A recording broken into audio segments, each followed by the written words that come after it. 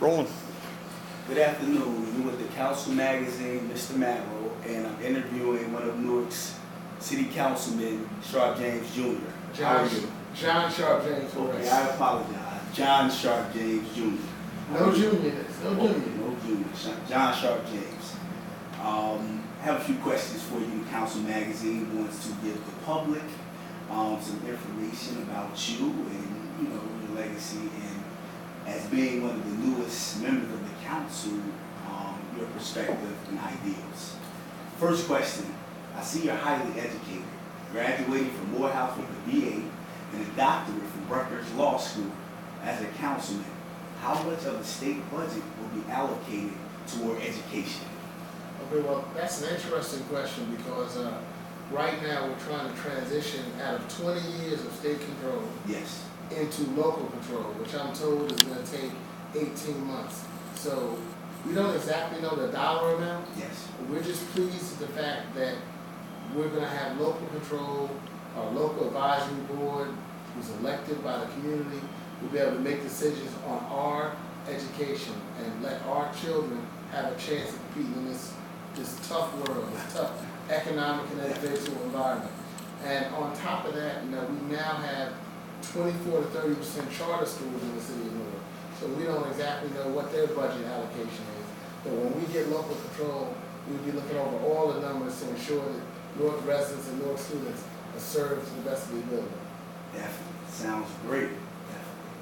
And one more question, a spin-off of that. How long has Newark Public Schools been under state control? 20 years. 20 years. Wow. So this would be a great accomplishment for the city of Newark. Yes. I agree. Question 2. What is your take on Newark's education dilemma, local, state? Which will be beneficial for the city? Well, state control has really yielded no significant positive results. People keep complaining about our school system. Families don't want to move here. But we believe that's because the community wasn't involved in the state's plans. We believe they came in, we had a surplus.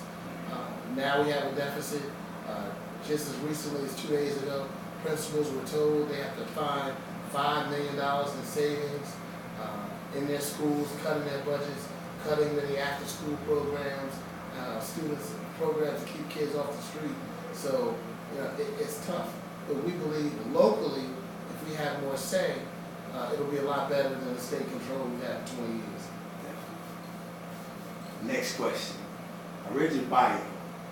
You have been shot, mugged, and you also was wounded in Afghanistan. You're definitely a warrior and survivor of domestic and foreign war. What are your views on Newark being a violent environment? Well, I believe the village is broken at this point. We need unity. That's why we had the Occupy Newark rally, bringing over 5,000. I believe the total number is about 7,500 people out from every ward within the city. And I thank Honorable Mayor Raz Baraka for that, because we have to get back to family and community. I think the younger generations are more self-centered, less to working toward bettering the whole, and more fractured, more into individual self-satisfaction and self-gratification. We have to change that. They have to know they need to work hard, help their neighbors, help their family, help their parents, and then only then can Newark as a whole grow. But if everyone's looking out for their own piece of the pie, it doesn't care what they have to do to get it, including robbing, mugging, and doing something to somebody else, then we're going to continually have a problem. I served 23 and a half years in the military. I'm proud to have served over in Afghanistan. If people think things are bad over here, they need to go visit some other countries, where they don't have welfare, they don't have law enforcement, and it's almost like worse than the Wild Wild West, where people are constantly in fear of their life from the Taliban, from terrorists, from all kinds of other entities who can kill, rape, and do other things to other folks in other countries with no protections, at will and at a whim. That was a great response. Next question. What creative ideas do you bring to the council as the newest councilman? Well, I know how our society used to be. I know how Newarkers used to look out for one another. So we need to get back to the basics, and starts with people need to tell the truth. You know, some people want to create politics, create what they think is positive or negative or blame folks. We're all in the same boat together. So again, it's not rocket science.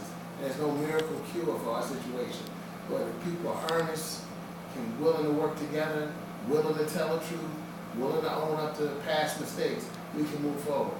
But if everybody's running around saying, just get that guy out and things will change, then we'll be in the same boat. So I think really truth, reality, and being committed to assisting North residents move to the next level. Yeah. Next question. I see you are much decorated in awards from the United States government.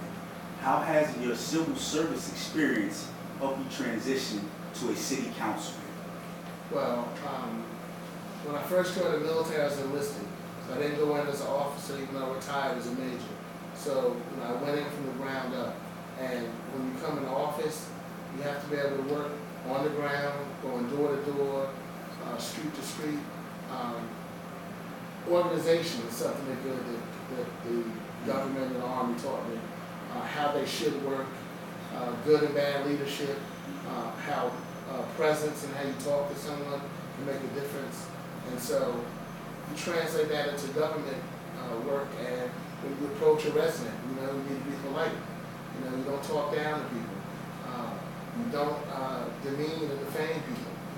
Everyone's question is a legitimate question.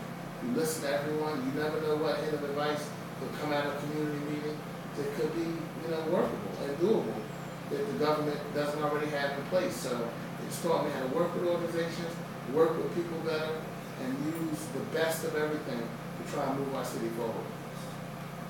Great answer. Next question. The recent police killings of unarmed black males is an epidemic. However, what do you think about the mayor's complaint review board, and how effective will it be? Well, I think it's progressive. People have asked about it. I know it's been enacted in other cities. I believe New York has it. And it's a chance for citizens, to review some police complaints. We've been monitored. We have a state monitor now. We've had numerous internal affairs investigations. Supposedly only one officer was investigated. Case was found credible, and something happened to him, or maybe something didn't. But I think if hundreds or thousands of people have lodged complaints, and none of those complaints were substantiated, then we need to have a review board so that residents can assist in determining whether an officer needs training, whether an officer needs anger management treatment or something to that effect. No one's perfect, but we want to pick a quality board with a quality process so that the officer isn't unfairly maligned, and the police department can not be afraid to go out there and do what they do in our rough and tumble neighborhoods. Definitely, I agree. Next question. Your father was notably one of the best mayors in Newark's history.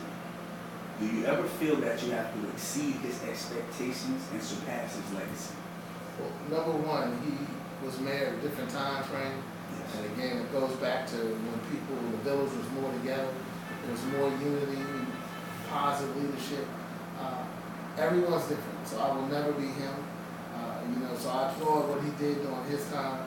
I think these times need a little different interaction, a little tough love again, like that truth.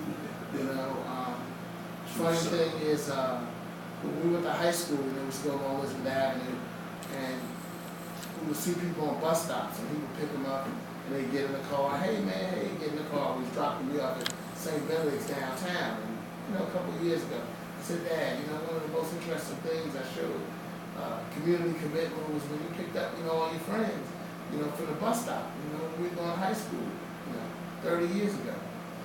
And he said, son, I didn't know all those people. Now, think about it. At that point, he was putting strangers in his car, with his, at that point, I'm 16 or 15, and my brother's 8 or 9. Strangers in the car because they know him, he's the mayor or his councilman. That's something you can't do nowadays. You can't do that nowadays. You can't just put people in your car. So, again, I applaud what he did when he did. I don't feel I have to follow in his footsteps other than serving the people of Newark to the best of my ability and guide them to the next level. Great response. Final question. On September 11th, 2015, a 3-year-old was killed by a fugitive on the run from law officers. What steps and initiatives are being made on a political level to curb Newark, New Jersey's crime rate? Well, ultimately, the city of Newark is very understaffed and undermanned with our police department. There's no secret.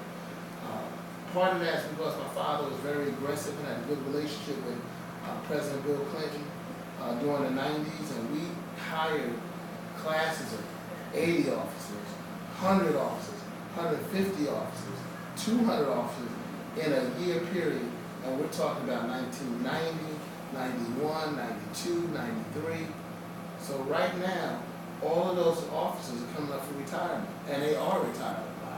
So in 2015, we're dealing with officers who came on 1990 retired.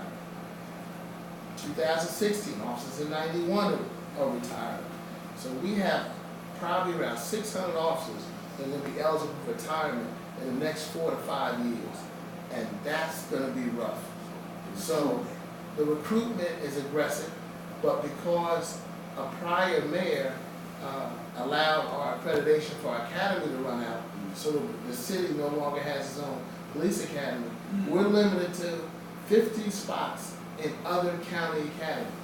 And right now, we have 50 officers, well, 2 or 3 have dropped out. We might be down to 48, 47 officers in training right now at the Essex County Police Academy.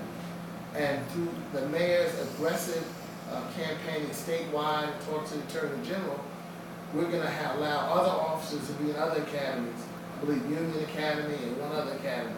But it's only 50 at a time.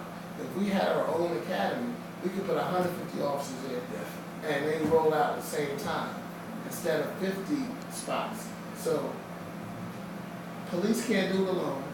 We're doing a 2 or 3 pronged approach. We're hiring police. We're occupying the block. We're involving the clergy. And occupying the block is community involved. And we're doing as many resources, pushing as many resources out from City Hall as we can with our Centers for Hope, with other programs and initiatives. Bottom line is we're opening up City Hall to the community, which hasn't been open in the last, I'd say, 9 years.